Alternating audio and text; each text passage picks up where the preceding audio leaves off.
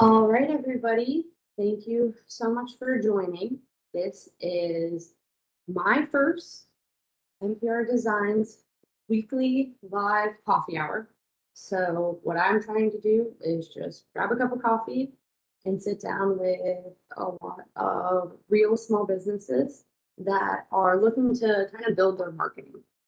So at least in my day-to-day, I find that a lot of my customers, um, they are getting to the point where they can do monthly marketing packages. They do have the intent to want to do more marketing and put some money in there. But the problem is that they kind of don't know where to start. And many marketing firms are going to have some exorbitant rates for your larger packages, but even for the smaller packages, some people just aren't there yet. And they really need to see the return on it before they're going to be interested in investing a lot of money. So what I did is I structured this hour here over the next year to be for those people that are looking for help, looking for solutions, but aren't quite there to be able to spend the money. Now, the one thing that we really are trying to do is keep customers from spending money not correctly. I see a lot of my customers do try to do certain marketing efforts, whether it be Meta ads, Google ads, and they invest a lot of money. I mean, $500 even, that's a ton of money in ads. And then they don't see a return on it and they become very discouraged. And those are not the places to start for small businesses. And my firm and my core, how my team creates and builds is we are all off of the function of like the quality of the product. We want to do legacy marketing in a digital field. And that's kind of where we come in. So today, I do not expect to have anybody to join. I wanted today to be,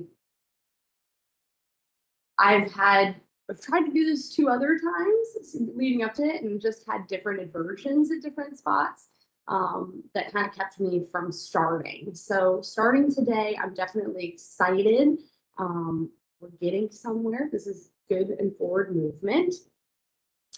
So today I just want to talk more about kind of how this is going to be set up, how it's going to go, what it's going to look and feel like.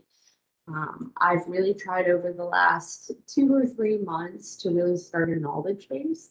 And the knowledge base is on the live page on my website, which this is all going to eventually, fill that page as well. Talking about kind of just different trends that are coming out and kind of different strategies that work and don't work for different scenarios. So we've built it there. Now we're going to kind of start building it here with real people and real problems. So today, though, what I want to do is we're going to start with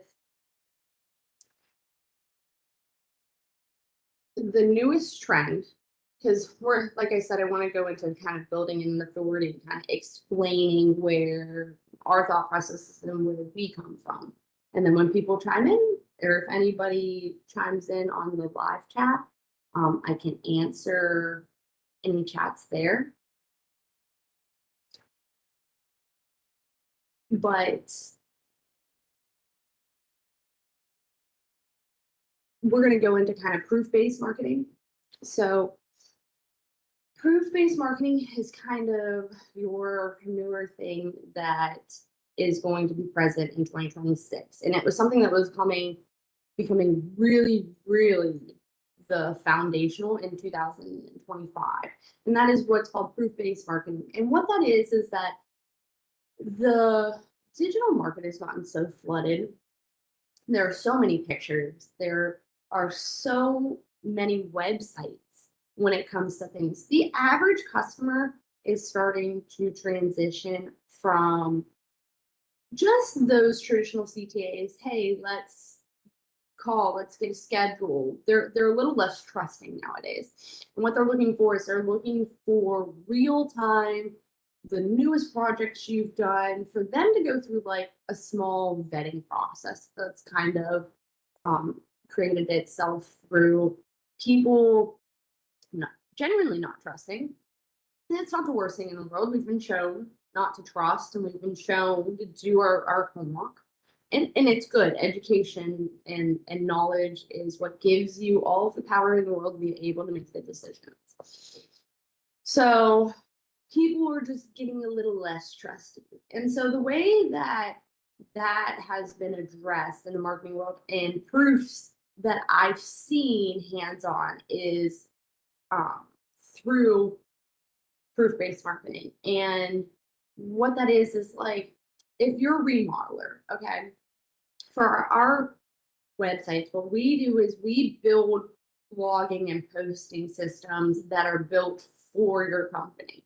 So if you were a remodeler and you had a newest install, you could put the zip code, which would help your SEO with your locality areas. We would build it so that you could put your newest pictures on there. And then people, when that would post to your website, you got to understand on that platform, that's your organic platform where you want everyone to come back to.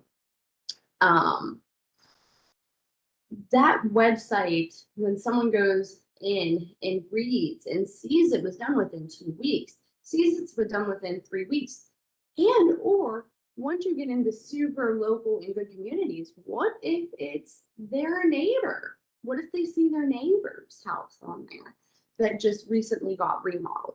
What you're doing is you're using some of the best tactics of association, and people want to be a part of something. People want good work, and when they see good work done for other people, again, getting back to that core foundation of like the best product, the best thing, we are able to achieve that because you have so many things so well laid out. You cannot make people look for it. They do not have time anymore. You cannot make people, you can't put the burden of proof on them to do their like, you have to make sure everything's presented to them. We now know how they are interacting with your content. What we need to do is we need to make sure that content is presented in a way, really true UX, UI, like how it's presented so that it comes across in the proper way. So that is the core foundation of like proof-based marketing, and why proof-based marketing is working, because it's building authority. And that's what we want to see on our SEO forefronts. It's what we want to see when it comes to just building content. Obviously, any marketing has to come from content. Marketing doesn't come out of thin air. And it takes a lot of content, because one of the best things that a quick little thing that came across LinkedIn, it was some of the best marketing is you say one thing 100 times. You don't say 100 things one time. And that is so true to form. Like when you are marketing, you are trying to get, and obviously that one thing can kind of change. Like I have clients that have in-person studios and art studios, and then I have them doing side take-home kits, which are two different things. So they have two things that they say. But guess what? We say them 200 different ways, but it's still only those two things. And what that brings is that it brings continuity, it brings consistency. You want to know when that customer looks at your brand, what's the first thing you want them to think? Like it could be fun, it could be creative, it could be mysterious. I mean, my logo have not done since I opened the company in the very early years of still learning. I had got my first drawing tablet. It was a Wenko drawing tablet. It's long gone, but I drew my initials. I wanted it to be plain. I wanted it to be mysterious. I wanted it to be me. And those initials are authentically me. And so that's why when I want people to look at my logo, I want it to be like, and I want them to think NPR. I want them to think me. I am who, like, that's just me. And so the best part is like when you look at your logo and you build it, right? So we're building the authority. Look at your logo. We want to simplify everything. Everything's gotten so built up and overstimulated, I think is the best word to put it. Like we are overstimulating our core groups, and it's time to cut back. It's time to get back to really foundational things that are going to help build your client base and your content base. And with that content base, once that's built, you're going to have your best content, and then your authority is going to build, which again, that's kind of what proof-based marketing at the end of the day is you just want to show people what you're doing. And then at least for, someone who works in the industry, I build all of my websites for my customer so that these blog posts are hosted on their website so that they have full control over them. And then they are posted to your social media platforms. So hopefully any type of linking or backlinking is going back to the website for SEO efforts, as well as when people do actually click through, they're on your organic website, which means everything's going to be presented exactly how you want. It's going to be in your control, and you actually are going to be able to monitor those website views and kind of see where your traffic is. So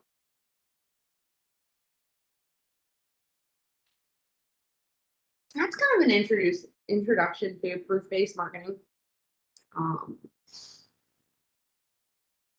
And if there's any questions about that, anybody can reach out.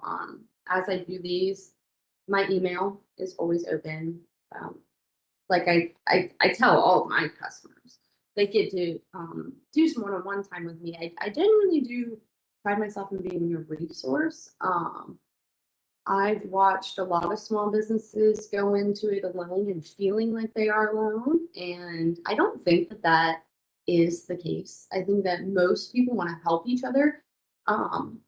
It just needs to be approached in the right way. And I at least open myself up to anybody who is looking or needs help. I don't believe in anybody struggling. I have so many great clients, and I have so many clients that I have helped be able to push in the right direction again before that money was spent. I've had people that have called me like, hey, I'm interested in doing Google ads. I got a budget of $700. And I'm like, let's not do Google ads.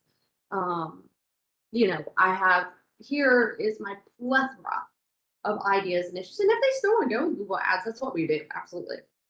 But I have found once I've given people the hard numbers when it comes to your ROI on Google ads, it always sounds like a great idea, but there are other measures that they end up taking. So that is it. We are here for you, and my team is here for you. Just email in or do a contact form on the website. You can also, we're starting to take we're going to start reserving these spots. I'm going to try to bring on 2 people a day so that we can talk through kind of what they're going, and I have a few of them scheduled here in February. Today, I just wanted to get live. I wanted to get on. I have had, like I said, a couple of versions here in January for the 11th show and the 17th or 16th show. So I am so proud to be here. So I also have built in theory, a fake one to do today to kind of have everybody see what it would feel like. And we're also going to be doing some email questions. So these are ones that I have artificially came up with AI. I have great article on some good AI bots. I tell everybody it's a good thing. We need to look at it as a good thing, and it needs to be trained accordingly. But overall, AI is a great thing, and you guys should use it to help. It puts time back into your pocket. Um, we, I mean, I'm hoping for this. We genuinely just see a quality of life for everybody kind of go up, be able to get rid of some of that busy work. So much as I had it help me with my busy work, these are kind of some think tank questions or some email questions that I would be looking for kind of help just satisfy any questions, problems, concerns. So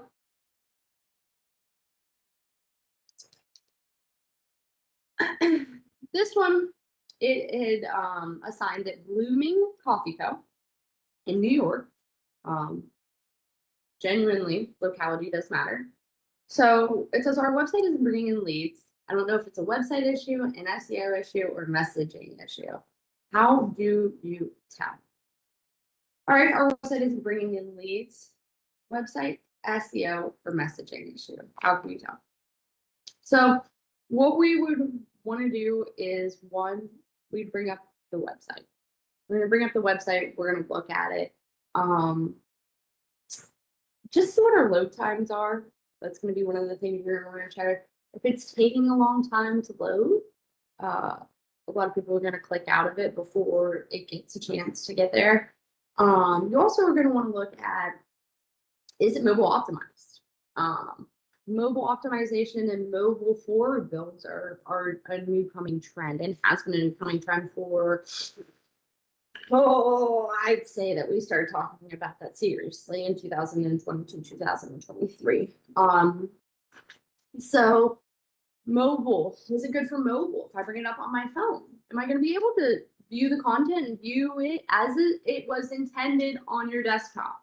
That's a lot of the time that I see a lot of the websites on mobile are just it doesn't have the same effect. All of the marketing and the really good thoughts were put into the desktop, and it's almost like the mobile was changed to, of course, because the chicken came before the egg, but with 80% of all website traffic happening on phones, it needs to be given more time. We want to make sure that it looks like and it has the same function as your desktop.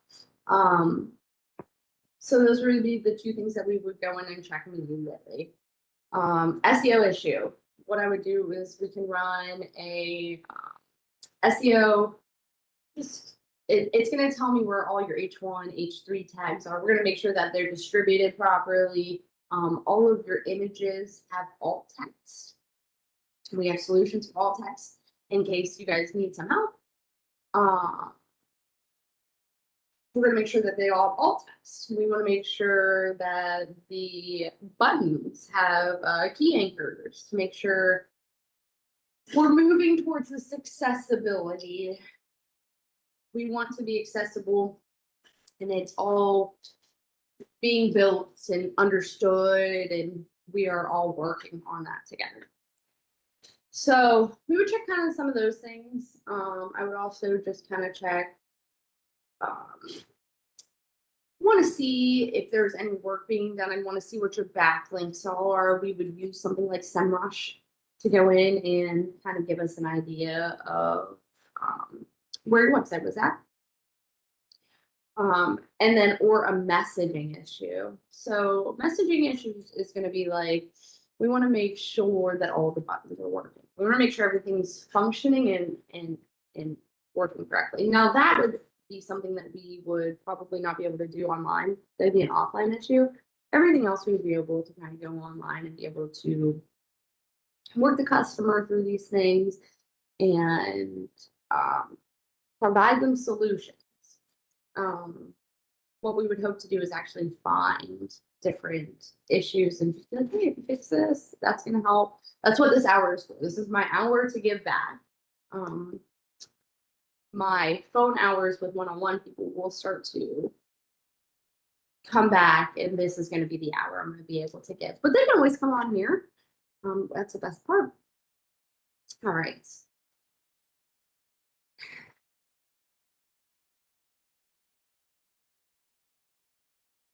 Submitted by Kevin Brooks or Brooks Landing, okay, North Carolina. How do you separate a marketing problem from a sales problem? Now, honestly, this is a really good question that doesn't need a person. All right. So there's a difference between marketing and sales. And this is so important. And I have worked on both sides of this point. I have been on the sales side working with a marketing team through a vape company, and I have been the marketing team working with the sales team, at least with Thomas. So I've been on both sides of this coin.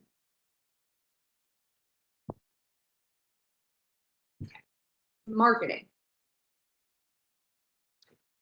Marketing is how you sell it. It is everything it takes to sell it. Okay, it is your content. It is your core fact. Okay, it is the emails. It is the emails, how it looks on flyers, how people interact with the information.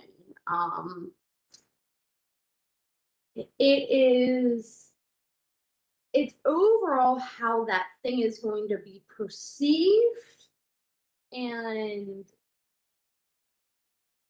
what's the word I'm looking for? So it's how it's perceived. Now, sales, like I said, this is very real time. These are my real thoughts. So there's going to be breaks, there's going to be pauses as I continue to formulate thoughts. But it's genuine. The marketing is the presentation of the product. Now, the sales portion is the product itself. You know what I mean? Like, for instance, I can market it something and market it something and market it something. One, if it doesn't have a demand or if it's priced too high, I can market until the cows come home, and it's gonna be in front of people, but there's not gonna be purchases from it. So a lot of the times you'll see that in high traffic,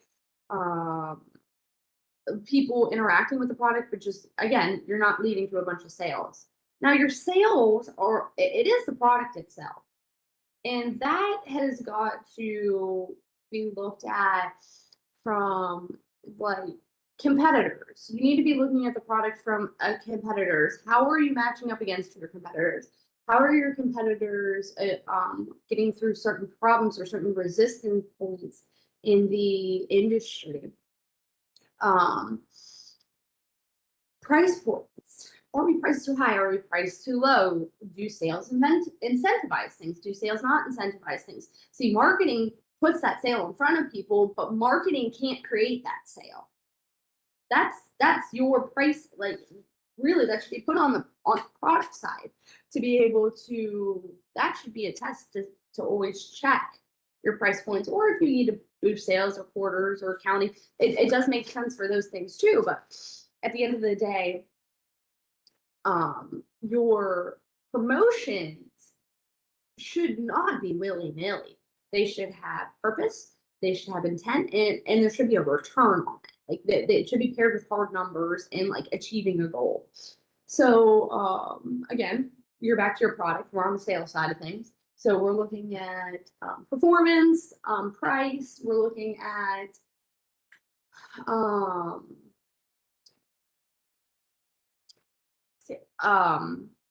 like sales pitch, your people pitching, depending, and that can be marketing. So like if you're an e-commerce site, you could say that the marketing and how that functions out as like your salesperson. So it can get a little, but like I've also worked with places where it's like legitimately a person, selling capital equipment. So I put the flyers in their hands. I put the email, like we were kind of ahead of the game back in the day because they were trying at trade shows, they were trying to start the QR codes where the trade shows essentially were holding all the information. And it was very expensive at the time. And I'm resourceful. You can call me a penny pincher, but I'm resourceful. And I didn't find the need to spend the money. And so I built just an email outbox for the show that included, what we did was take down all the information from the business cards because they do get lost. And if it's handed to one salesperson, but that salesperson goes on a larger corporation side, I found that it would be a protection measure to have them put it in there so that they kind of had a separate CRM versus just the hard business cards. Anyways, long story short, we did that and we were ahead of the game. And so the salesperson had flyers. They had automated email outs that sent the people the information that they needed to know about our products. So they had physical, they had emails. I even ran around and got everybody's shirts embroidered, you know what I mean? Making sure that everybody was just tip top shape. But at the end of the day, if that salesperson, one, doesn't know the knowledge, two, is not very interpersonal. Seen a lot of that. Not interpersonal, doesn't know their stuff, can't at the end of the day make the sale. That's where sales and marketing problems, they differentiate. And that's where it is, I don't want to say it's frustrating as a marketer, but there are a lot of times that in marketing, we hold the burden of the sale where it is two separate things. Some of the best marketing can, make sales, and some of the best products market themselves. So you do have your outliers, but for the most part, sales and marketing are two separate things. And getting more information about each person's individual situation will help me elaborate. But that's how you differentiate the problems, and that's how you can kind of look at it to figure out if it is a marketing or a sales problem. And either or, it can be adjusted. And you might have to try a little bit on both sides. But marketing and sales are two separate things, and they should not be combined. So let's do one more question that is artificially created. And then I'm kind of going to start closing up or seeing if there is anything anywhere. I have the chats up because it's just a little overwhelming for me getting started.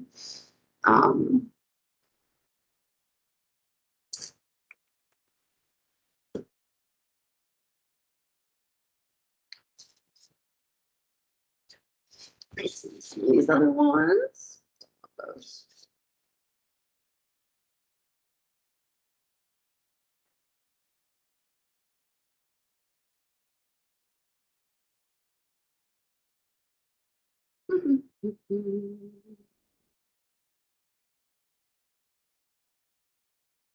What proof belongs on the website versus social media? That's an interesting one. I haven't even thought about this. What proof belongs on a website versus social media? But I definitely think I should talk about it because I talk about proof-based marketing. What proof belongs on a website versus social media? Okay. And this one's in reference to, it put its auto care center. Okay. So auto care center.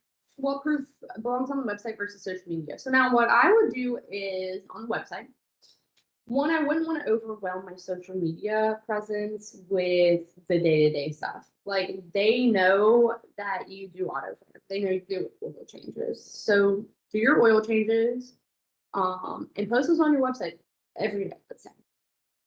And I know that sounds crazy, but Google's going to look at your website and be like, wow, these people pump out oil changes. And the next time someone asks for an oil change, I know who to recommend. Right? So you put your oil changes up there, you put kind of like your day-to-day stuff. Now, what's going to be boosted or promoted to social media where it gets that little bit of extra is kind of those special moments.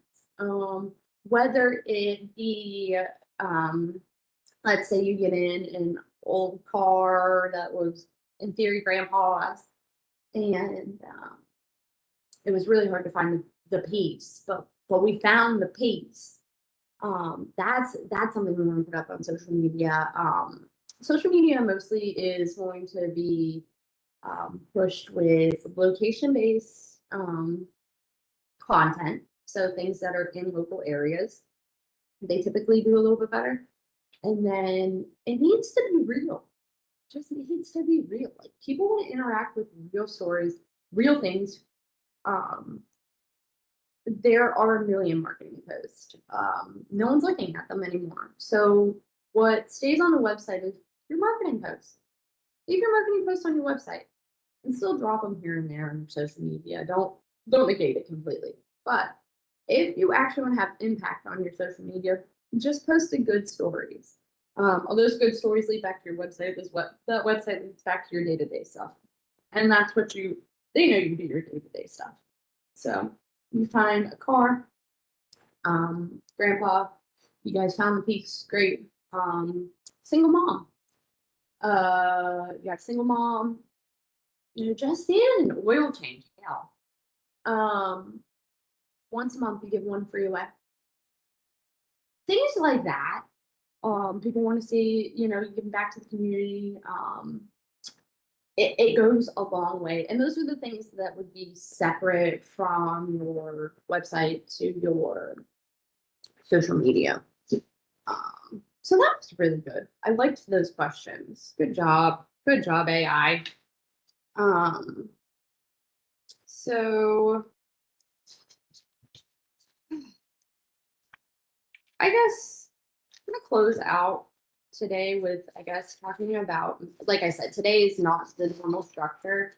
I was more interested in genuinely just getting it live and I'm kicking the rock. This is very scary for me. I've never done anything like this. I'm being very raw, very, very, very real with you guys. So we'll close this out with a little bit about me. We've got about 20 minutes left. And if anybody would jump in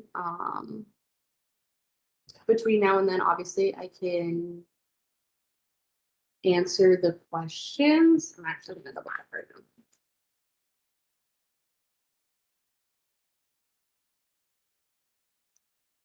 Okay, it looks good.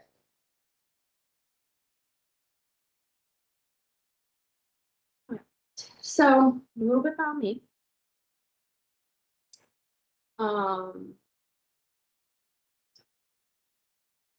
I have been just blessed in this world.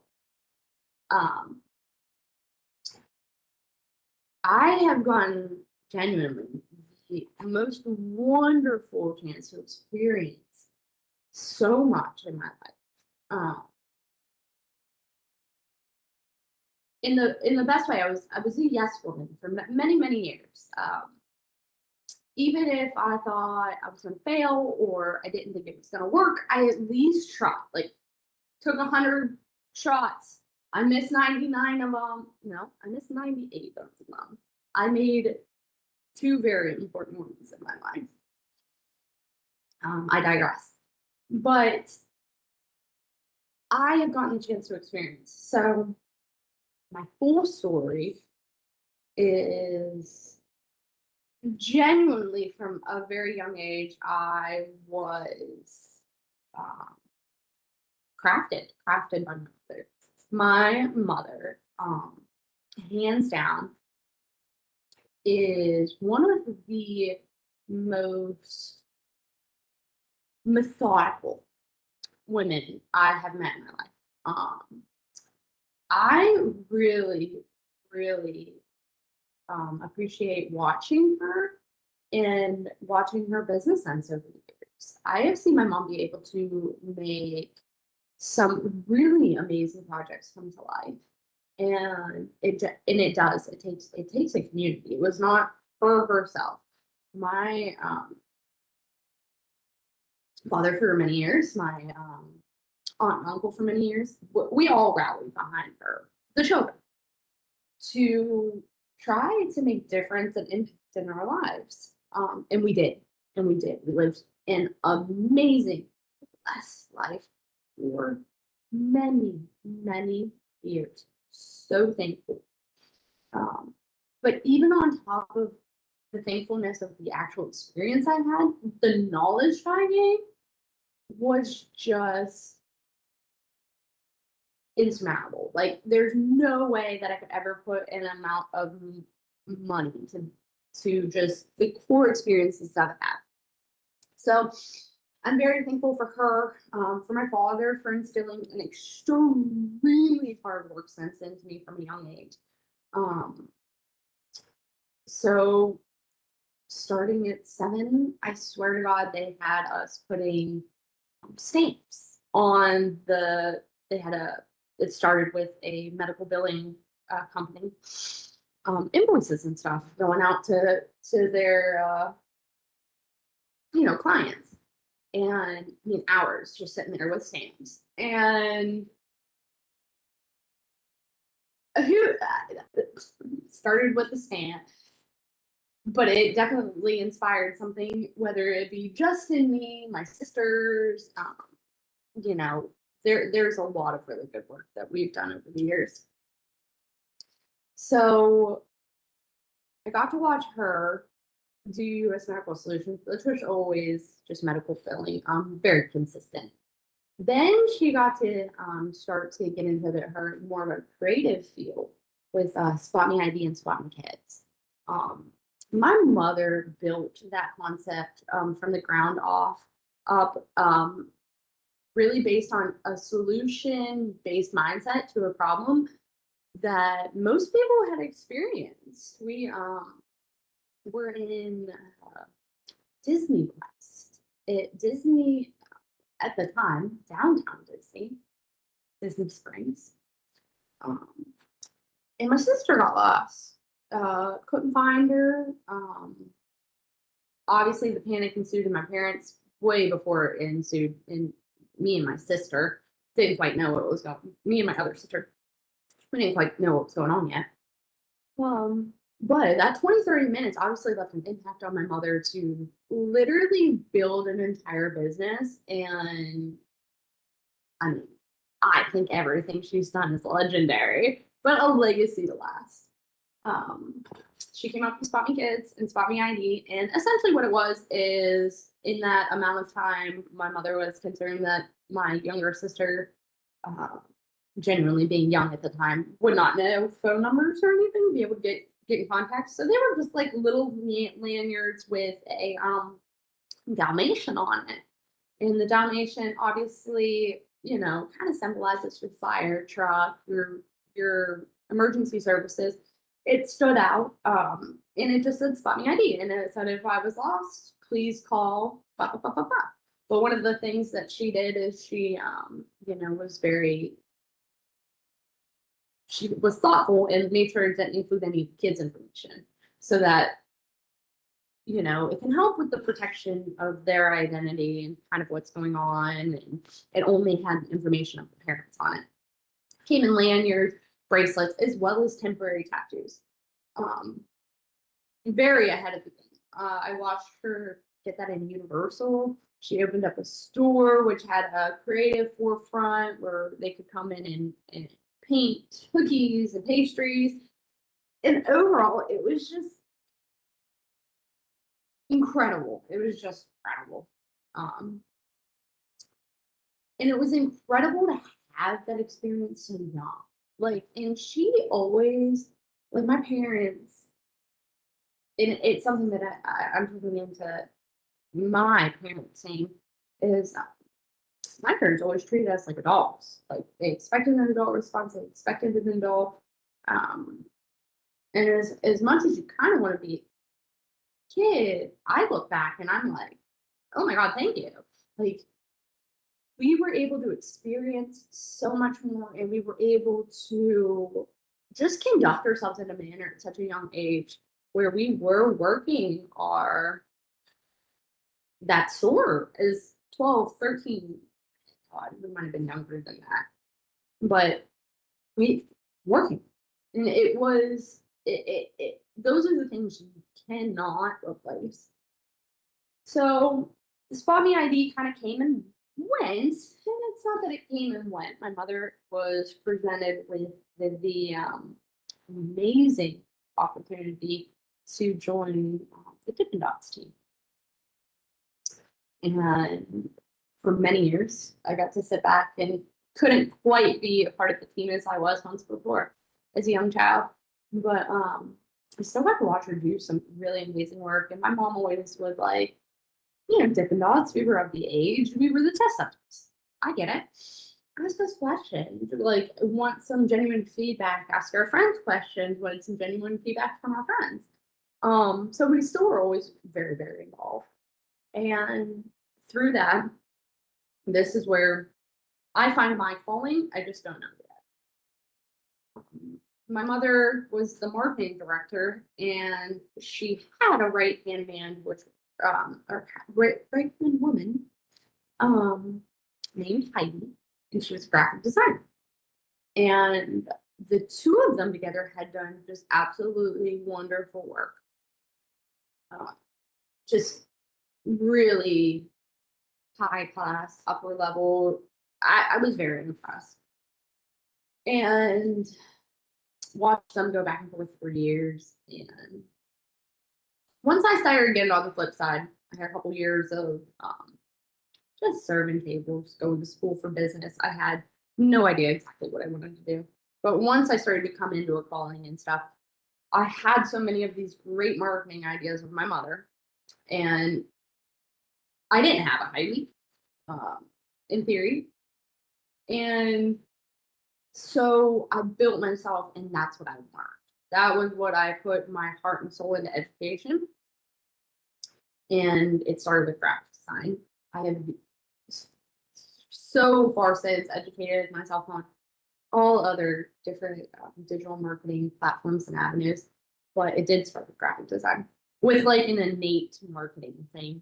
And the innateness had to be crafted through knowledge and education, which it has been since. But that's not where it started. And it's okay. So I had an innate marketing, but I needed to figure out how to get my thoughts out on paper. And so that's where it started. And I trained myself on Photoshop, Illustrator, Premiere Pro, for video editing, which is separate. But I did do it in the Adobe Creative Suite. InDesign, and Acrobat. So I did become pretty expert in all of those things, and then started working for people for marketing or sales, kind of both jobs. Just getting as much information as I could, going through transitioning out of that serving job into a little bit more of a profession.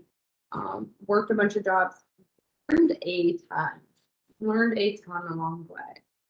And then really, really, while I was learning and doing that on-job experience, I was crafting through learning.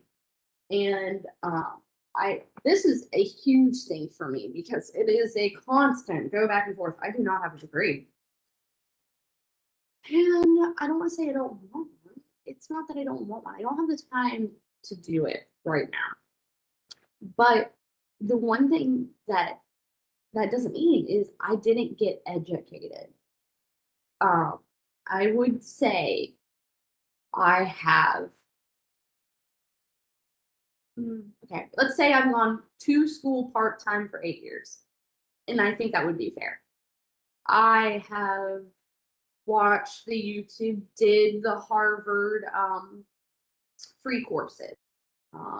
Coursera, Google has really amazing. Verizon just came out with a whole platform, and their stuff is a little bit more like for cutting in trends and future, where your Google and your Coursera, that's all more just like legacy, like, do you know the stuff? And we're going to teach you about the stuff. So I still became educated. I don't have one source or one place that taught me, but that doesn't mean I didn't invest the time. And I think that's really important. You don't have to go to school to be educated, but you still have to put in the same time and effort that the person that does go to school has to put in to be educated. And that is very, very, very important. So I think that's probably about a good place to go ahead and, leave it off. That's what pushed me into my career, young childhood, serial entrepreneur. God, I actually would like to see me follow through a little bit better. So many great ideas, and I get lost in them. So that's something I'm hoping to, build on. Doing this. This is huge for me. A little bit afraid to put myself out there sometimes. And I'm doing this because I just see so many small businesses trying, and they just invest in the wrong things to start. And I would like to curve that. Even if you don't go with me, I'd like you to have education and knowledge so that whatever decision you make, you find that you made, being educated, knowing what could happen. A lot of people are just throwing money at things and hoping for results, and they're not seeing anything. And then they get this awful feedback cycle when it comes to marketing. And then when I get to them, they don't want to talk to me. I don't blame you. But hopefully by doing this, we're going to be able to help people through just different resistance points and be able to build together. Yeah. So we're going to end there. I really appreciate everybody who has joined and or seen this. It might be after. I'm probably going to laugh at it here in a few. We have a lot more to come and a lot of great things, and you get to see where it all started. Everybody had their first podcast, Joe Rogan. Everybody had their first. So this is my first, and I hope that it does eventually provide some impact in communities. But I am happy, and I will show up for you guys every 7:30 at Wednesday to take your questions and help you through your problems.